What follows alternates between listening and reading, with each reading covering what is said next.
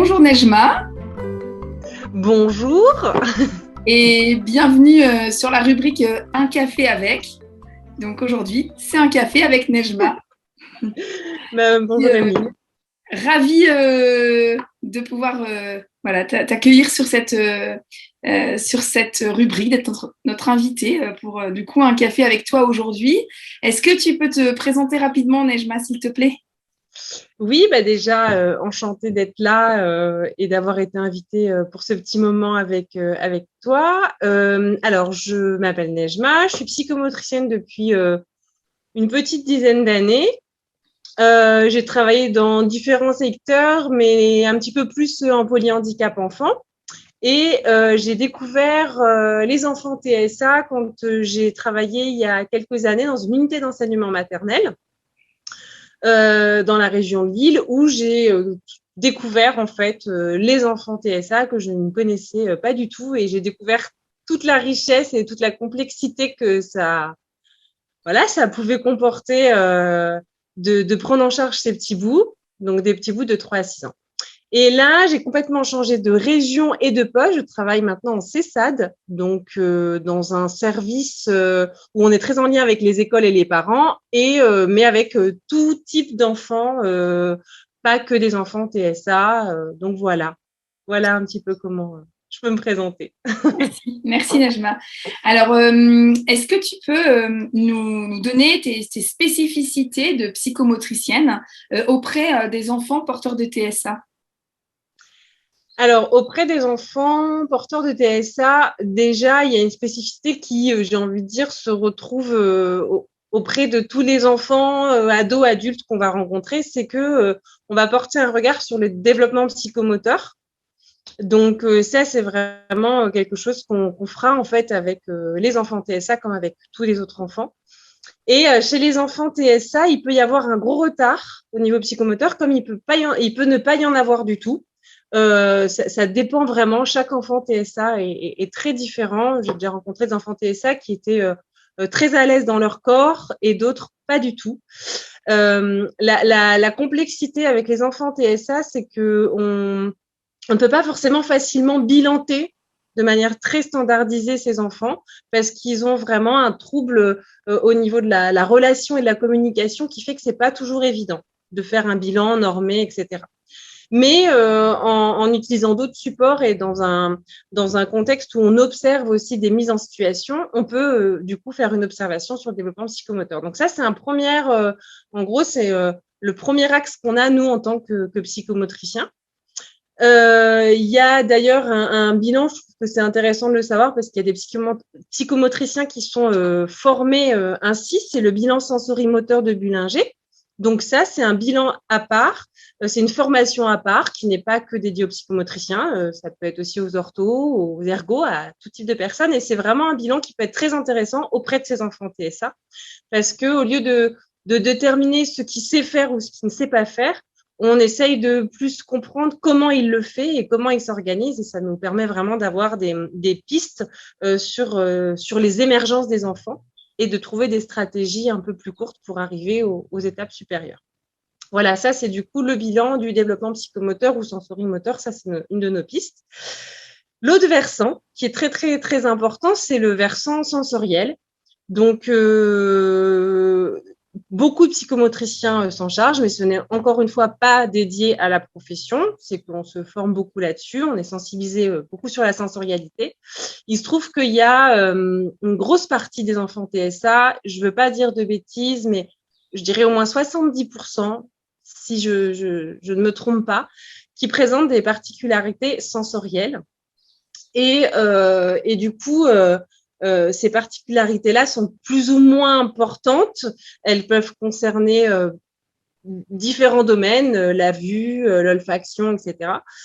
Et elles peuvent avoir surtout un impact vraiment important sur le quotidien, que ce soit au niveau de l'autonomie, des interactions, des apprentissages, de la communication. Donc c'est vraiment précieux d'observer comment l'enfant filtre les différents flux sensoriels et tout ce qui se passe autour de lui pour pouvoir après l'accompagner au mieux. Alors, on l'accompagne, à mon sens, et je pense pour beaucoup de gens, beaucoup de psychomotes ou beaucoup de personnes formées à la sensorialité, on l'accompagne un peu de deux manières différentes. D'une part, on essaye d'observer, d'évaluer comment ça se passe au niveau de la sensorialité pour cet enfant-là. Donc là, on utilise des échelles comme le profil de Dunn, voilà, des échelles, des questions très, très nombreuses à passer aux parents et à l'équipe. Ça nous permet de déterminer le profil sensoriel de l'enfant. Et ça nous permet, et on fait aussi des observations en direct. Ça, c'est important de faire des observations en direct. Et ça nous permet comment dire, de voir de quoi il aurait besoin, de quoi il se cache, donc, parce qu'il y a des enfants qui vont fuir des certaines stimulations sensorielles, d'autres qui vont les rechercher. Et donc, ça nous permet un petit peu de mieux comprendre pourquoi l'enfant réagit de telle manière et si c'est des stimulations sensorielles qui provoquent ça. Et du coup, après, d'adapter au quotidien, c'est-à-dire de lui mettre peut-être plus à disposition ce qu'il va rechercher et d'essayer d'éviter certaines stimulations qui l'embêtent sérieusement. Et embêter, c'est pas un beau mot, c'est qu'il ne tolère pas, qu'il n'arrive pas à bien filtrer et du coup, qui ne lui permettent pas d'être disponible, en fait. Ça, c'est un premier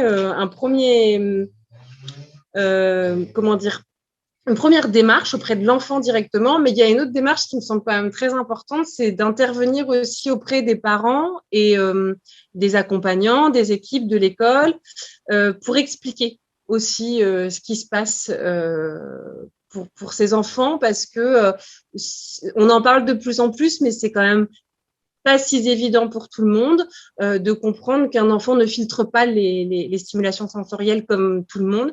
Et du coup, on peut interpréter certains comportements comme de l'opposition, de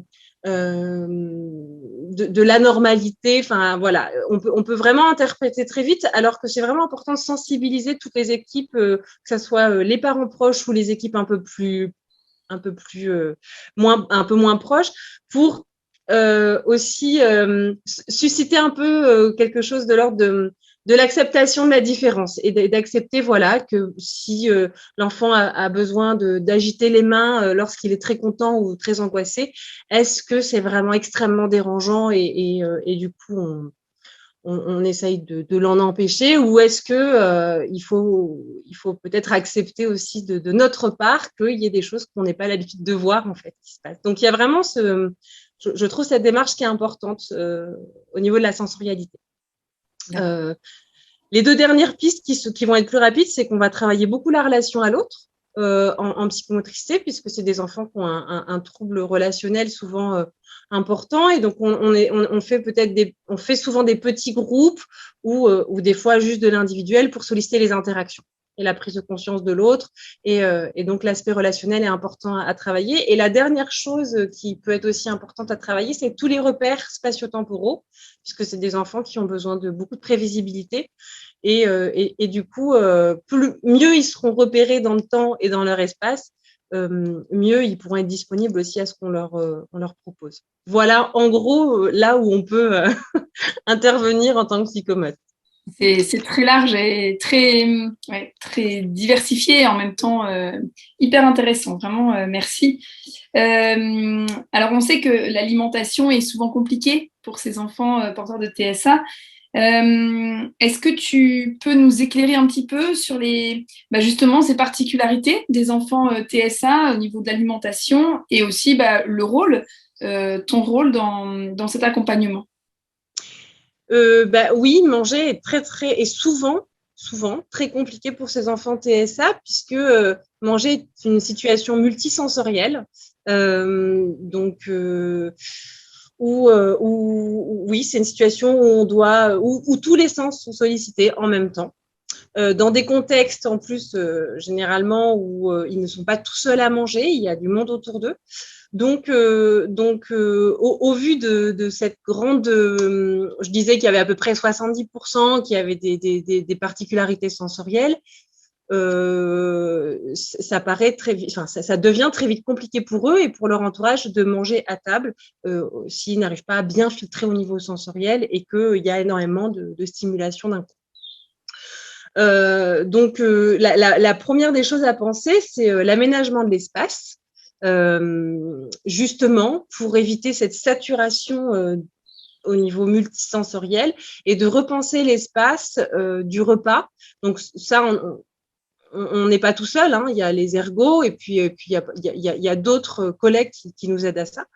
L'aménagement de l'espace pour que ça soit plus clair pour eux et plus structuré et que du coup, ça soit pas empiré par trop de choses à table, des couverts qui sont pas suffisamment adaptés, voilà. Par rapport au repas, donc on a aussi des enfants qui présentent des difficultés de l'ordre sensoriel, c'est-à-dire qu'ils ont des difficultés aussi avec certaines textures ou certaines couleurs. Et donc, ça, c'est quelque chose qu'on peut travailler en séance, tout seul en séance et encore une fois, main dans la main avec les autres partenaires, sur cette approche des textures qui ne se fait pas qu'au niveau de la bouche et qu'on essaye d'amener au niveau global. Donc, par exemple, un enfant qui ne supporte pas les textures gélatineuses comme de la gelée ou des choses comme ça, en amont, c'est toujours important de pouvoir travailler le toucher. Alors déjà, la vue, le pouvoir sentir ce type de choses, et puis aussi après le toucher. On va d'abord travailler avec les mains, avec le corps. Voilà, travailler la sensorialité au niveau global, au niveau du corps, pour pouvoir au fur et à mesure s'approcher tout doucement de la bouche. Alors, après, au niveau du repas, j'insiste un peu parce que l'idée, c'est pas qu'ils mangent de tout et qu'ils doivent absolument manger de la gelée, mais qu'ils la tolèrent. Voilà, y a des enfants, rien qu'à la vue d'un dessert différent à côté, peuvent complètement se désorganiser et ça peut éclater à ce moment-là. Alors qu'en fait, ne serait-ce que tolérer la vue de la gelée à table, ça peut aussi rendre le repas plus agréable. Au niveau, je pense aussi à quelque chose qu'on utilise pas mal, c'est l'approche comportementale en complément. Qui fonctionne assez souvent bien quand il n'y a pas forcément de problème tactile et que c'est plutôt une rigidité alimentaire. Et donc là, on voit que les enfants, à table comme ailleurs, peuvent avoir des comportements. Alors avant, on disait des comportements problèmes, on n'aime plus trop ça, on dit des comportements défis, ça ne veut pas forcément dire qu'ils nous défient, ça veut dire qu'à ce moment-là, il y a quelque chose qui a déclenché ça. Alors, c'est en lien ou pas avec un trouble alimentaire, c'est vraiment à nous de faire la différence, mais dans tous les cas, on peut mettre en place des choses grâce à cette méthode qui permet de complimenter, de renforcer les comportements qui sont adéquats à table, en l'occurrence, et d'éviter les mauvais comportements. Voilà, je vais pas vraiment. Je te coupe 2 minutes. Déjà, ce que tu veux dire, c'est qu'en fait, on valorise, c'est ça, les bons comportements. On valorise ces comportements-là et quoi? On éteint les autres. Voilà. En fait, quand il y a un comportement qu'on appelle comportement défi, déjà on observe et on essaye de comprendre ce qui a déclenché ce comportement. C'est pour ça qu'il faut toujours faire un peu attention à se demander si c'est quelque chose de sensoriel qui l'a déclenché ou si c'est, alors il y a différentes explications. Un comportement défi, ça peut être une recherche d'attention, ça peut être un détournement, ça peut être auto-stimulé, ça peut être voilà, ça peut être d'autres choses. Et c'est vraiment là où faut faire une observation assez fine et pas vraiment se tromper, parce que si c'est quelque chose de sensoriel, on aura beau mettre en place des choses, l'aspect sensoriel qui va le gêner ne sera pas parti, donc ça va continuer. Une fois qu'on a observé et qu'on a analysé, on appelle ça une analyse fonctionnelle, en fait, où on analyse vraiment le comportement de l'enfant, ce qui s'est passé avant et ce qu'il a eu après. Une fois qu'on a fait cette analyse-là, on peut mettre en place de nouveaux apprentissages, de nouveaux comportements, avec aussi notamment ce qu'on appelle l'économie de jetons. Donc en fait, par exemple, si par exemple le comportement c'est de s'asseoir à table, c'est quelque chose qui va s'apprendre au fur et à mesure et qui va être valorisé par des petits jetons Et à la fin de ces petits jetons, il y aura quelque chose de très plaisant que l'enfant va retrouver. Voilà, on peut utiliser cette méthode-là qui est aussi importante avec les enfants TSA et qui est très utile pour certains comportements.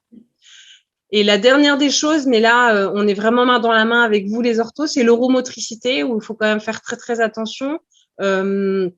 Néanmoins, oui, enfin, il faut y porter attention parce qu'il y a aussi des enfants qui ont des réflexes nauséeux ou surtout des fausses routes.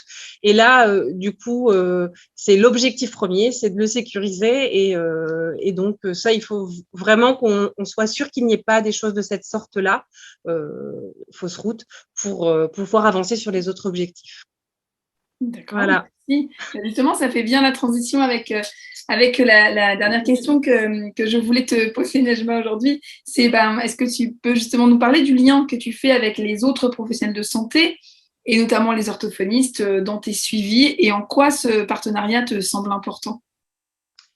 Ouais, il est important, il est vraiment essentiel. On ne fait pas grand-chose tout seul. Alors déjà avec les médecins et les dentistes, je pense qu'il y a un partenariat important à avoir, même s'il est juste ponctuel, parce que dans les troubles de l'alimentation qu'on rencontre, il faut qu'on écarte quand même avant tout des comportements qui seraient liés à de la douleur. Donc en fait, on a quand même besoin d'être au courant de est-ce qu'il y a des problèmes digestifs, est-ce qu'il y a des problèmes dentaires, est-ce qu'il y a des allergies, est-ce qu'il y a des traitements médicamenteux qui pourraient expliquer aussi les difficultés alimentaires. Donc on a vraiment besoin de ces informations médicales pour pouvoir mieux intervenir. Avec les orthophonistes, ça, c'est sûr que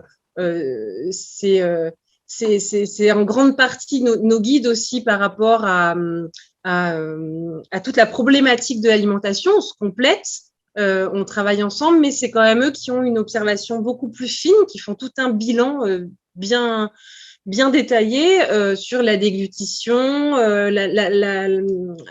comment dire, le passif aussi au niveau des troubles de l'alimentation, et puis tout ce que je disais, l'oromotricité quand même, qui n'est pas facile à qui n'est pas facile à comprendre pour les autres personnels si on n'est pas formé encore plus. Donc on a vraiment besoin des orthophonistes pour ça, et puis aussi pour les outils de com. C'est vrai qu'on n'en a pas parlé, mais il y a quelque chose d'important dans tous ces troubles d'alimentation, c'est qu'on a parfois tendance à viser l'alimentation et à oublier l'outil de com. Et en fait, c'est vraiment dans les moments du repas où il faut qu'il y ait cet outil de com là, parce que il y a plein de choses qui se passent et il peut y avoir des demandes, des choix, et voilà, et il faut qu'il y soit partout, mais j'ai envie de dire aussi dans les moments les plus difficiles. Donc, on a aussi besoin beaucoup de travailler avec les orthophonistes pour le meilleur outil de com et celui qui est le plus adapté.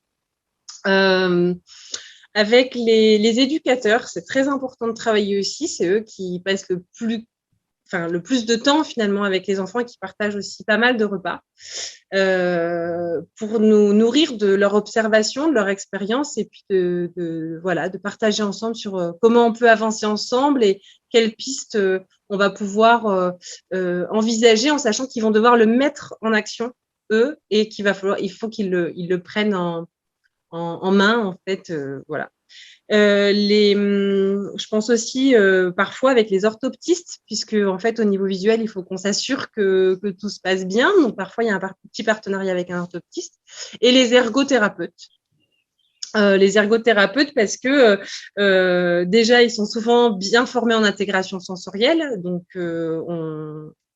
on s'aide beaucoup les uns les autres. Et ensuite, ils sont quand même spécialistes dans tout ce qui est préhension, manipulation. Et ça, au niveau du repas, c'est très important d'avoir un regard d'un ergothérapeute pour avoir des outils les mieux adaptés. Et j'oublie les psychologues qui peuvent aussi nous apporter une grande aide le plus souvent sur tout ce qui est approche comportementale. Et aussi pour savoir un petit peu les capacités cognitives des jeunes qu'on accompagne. Est-ce qu'on peut le travailler aussi juste sur le plan cognitif, en triant des aliments. Enfin, il y a tout un travail aussi sur le plan cognitif qui est à faire. Et puis, le plus important, en fait, c'est les parents. C'est nos partenaires, je pense, pas les plus précieux, mais c'est pour moi les premiers professionnels de leur enfant. Et en fait, c'est vrai que on doit vraiment définir ensemble le projet, comment ça se passe, et puis je pense aussi travailler main dans la main avec eux et pas être toujours un petit peu en décalage en juste écoutant, mais peut-être en vivant des repas avec eux. Eux connaissent très bien leurs enfants et c'est surtout eux qui vont pouvoir évaluer quelles attentes on va pouvoir poser. Et on va le faire ensemble. Mais du coup, on a vraiment besoin des parents pour avancer main dans la main. Parce que les parents, c'est quand même tous les jours, plusieurs fois par jour. Et donc, du coup, voilà, je pense que c'est aussi des partenaires vraiment très, très précieux. Essentiel. Là, je te rejoins complètement sur tout cet intérêt, cette importance alors de la pluripro et puis des parents, je dis souvent des parents qui sont experts de leur enfant. Et ça, il ne faut pas qu'on l'oublie. Ouais. Oui. Super. Ben, en tout cas, c'est très intéressant, vraiment, tout ce que tu nous as apporté aujourd'hui, je trouve, voilà, tu nous as éclairé sur l'accompagnement, alors en psychomote, mais aussi au niveau pluripro de ces enfants avec TSA, et vraiment un immense merci, Nejma, pour ce moment et ce café passé avec toi. Ben, merci à toi pour ce partage et puis à bientôt. Nejma, merci. Au revoir. Au revoir.